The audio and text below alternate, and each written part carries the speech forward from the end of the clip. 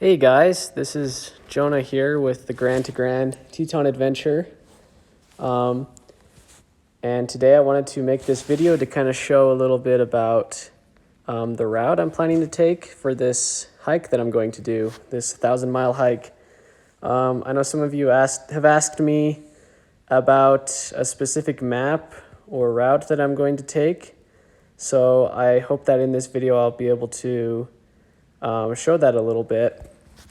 Unfortunately, I routed the trail on my computer, so it shows like the red line on there. This is on my phone, so I don't have that red line showing where the trail is, unfortunately, but I can definitely show you generally where the trail's going to take me through.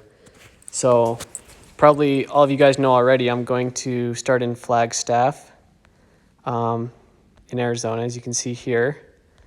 So I'll fly in, and then the day after that, I'll start on the trail. And where I'll be starting is at this place called Buffalo Park.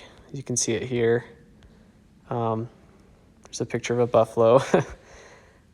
So yeah, and then basically in the state of Arizona, I'll be following what's called the Arizona Trail. And the Arizona Trail, it's basically an 800-mile long-distance trail that goes through the state of Arizona. So I'll be following part of that when I start. And the Arizona Trail goes through Flagstaff and continues up to the border of Arizona and Utah. So it starts Buffalo Park. I'll basically be following the Arizona Trail, and it kind of goes up and cuts around here, goes through this area, goes around the San Francisco peaks, as you can see here. And then it drops down into a desert area. And so this is a big open desert area that I'll be crossing through. And then it goes up here into the Grand Canyon area. It climbs elevation. And then my first stop will be in Tucson and the Grand Canyon Village right here. So once I reach those points, it'll be 1 week, or that's the plan. So I'll take a rest day in the Grand Canyon Village, and then after that, I'll continue on. The trail follows the North Rim Grand Canyon Trail, and it basically drops down, crosses the Colorado River, goes up this canyon here, and then climbs up to the North Rim right here. And so I figured just crossing the Grand Canyon is going to take a day, because it's like a full day, because it's like 23 miles long, just that section. But yeah, once I cross the Grand Canyon, I'll be here at the North Kaibab National Forest, and I'll basically be following that up here, and then the Arizona Trail, once it's here, crosses down and crosses into the state of Utah here. And so that'll be the end of the Arizona Trail. And once I enter into Utah, I'll be following what's called the Great Western Trail for the majority of the way, or for the rest of the way. So usually it goes up here and then follows this ravine, but I plan to take a little detour and hike through Buckskin Gulch, which is close by. So this is Buckskin Gulch. It's kind of this dark line here. So I'll plan on hiking through this. You see it kind of turns sharply, goes up north. And then once I make it to Highway 89, I'll have some family pick me up. They'll drive me into Kanab, which is over here. I can find it, Kanab. They'll drive me into Kanab. I'll take a rest day. Once I'm ready, they'll drive me back out to where they picked me up. And then from here, I'll follow the Paria River up north. So this kind of white line is the Paria River. I'll be following this basically up. This will be going through some desert terrain, kind of red rocks, canyon lands looking wilderness. So I'm excited for that because the majority of the trail is going to be in the mountains more. So this is kind of one of the fewer spots where I'll be able to hike through some desert. But yeah, it goes up, keeps going up, following the Paria River. And then it kind of goes by Cannonville, this town right here. And then I'll basically be following dirt roads and stuff into Tropic, Utah. This is Tropic here. It's right underneath Bryce National Park. So I'll take a rest day in Tropic, and then after that, I'll basically climb up onto the plateau of Bryce once I get to here roughly. And then I'll be following the ridge line basically until I enter what's called Ditsea National Forest. So this is all Ditsea National Forest. You can see Escalani's off of there in the distance. I'll be following this mountain range basically up and around, and then eventually it enters into the Boulder Mountain range. This is Boulder Mountain down south. So I'll be going through here, and then eventually I'll drop down into Torrey.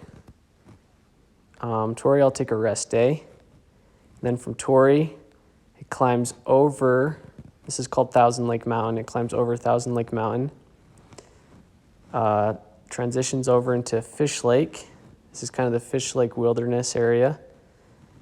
Goes along Fish Lake, crosses I-70 about right here, climbs up more, gets into the greener area,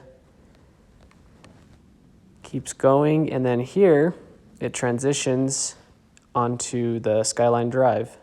And a lot of you guys probably know what the Skyline Drive is. Basically follows the Wasatch Range for quite a ways. I think it's like more than 100 miles, but it's a multi-use trail. A lot of ATVers, motorcyclists will take it, and I'll be taking it as well.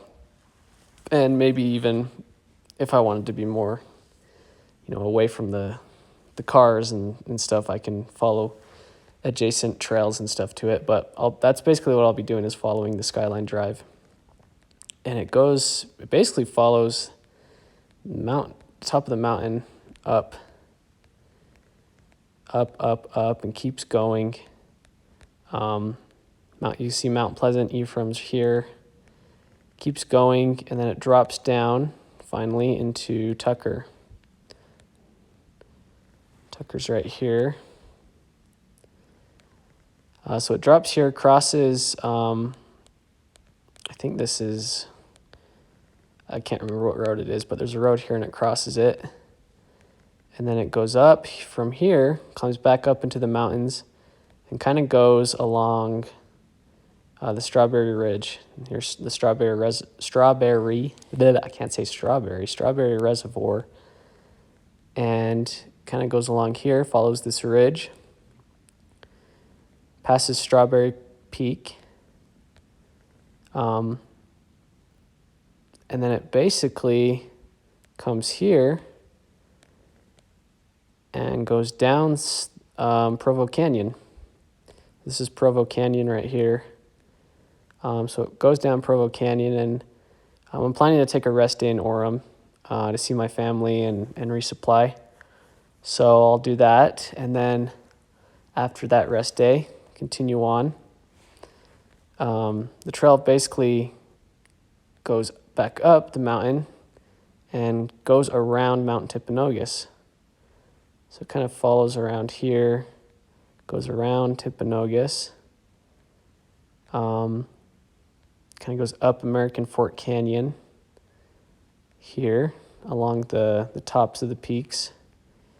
And then it eventually goes into Breton Ski Resort. This is Breton here, Solitude, Alta's, I think that's Alta. But yeah, it goes into Breton. And then from here, it basically, follows the mountaintops along the Wasatch Range, crosses I-80, basically keeps going. And then here, it does kind of a weird turn. So it passes Thurston Peak and then drops down into the valley, so kind of by South Weber. And that's pretty convenient for me because I'll be planning on taking a rest day in South Weber anyway, so the trail kind of already takes me into that, which is nice because the trail starts up here at the top of the mountain and then drops down here into South Weber and then goes back up again here and climbs up to Mount Ogden. So after taking my rest day in South Weber, I'll basically climb up again up to Mount Ogden. And then from Mount Ogden, it keeps going north, goes down here, goes along here by Pine View Reservoir for a bit before climbing back up into the mountain range. Goes back up into the mountain range. Right here I'll be doing a lot of ups and downs, lots of elevation gains and descents. So it'll be interesting. But it basically keeps going, passes Ben Lomond Peak. And at Ben Lomond Peak, it descends. It goes kind of down this canyon here, drops into kind of north of Liberty. And it basically follows this road here up and up until it gets to Avon. And from Avon, it takes a left, basically up these roads until it gets to Hiram. So Hiram's going to be another rest stop. And from Hiram, the trail crosses, goes east up Blacksmith Fork Canyon. Takes another left here at this canyon, goes up from here, kind of traverses along Logan Canyon, which is right here. And then it goes up, basically. This is Logan Canyon right here. Kind of follows along Logan Canyon, goes up until it crosses the Idaho border, right along here. So this is Beaver Mountain Ski Resort. So it kind of passes that and then crosses into Idaho. In Idaho, it's still going to be following the Great Western Trail, basically. And so it'll go along this mountain range until it gets to about here, where then it'll descend and go into Georgetown here. Georgetown, I'll basically be taking another rest day. It's another resupply point. And from there, I'll be climbing back up into this mountain range, following this up. Basically all the way up here, going along here until it gets to Palisade Reservoir. And then about here by Big Elk Mountain, it goes east more, drops down the canyon and into Palisades Reservoir. From Palisades Reservoir, it kind of goes around, passes the dam, and then goes up this canyon here. And this canyon, we'll basically just follow it out into Jackson Hole, which is right here.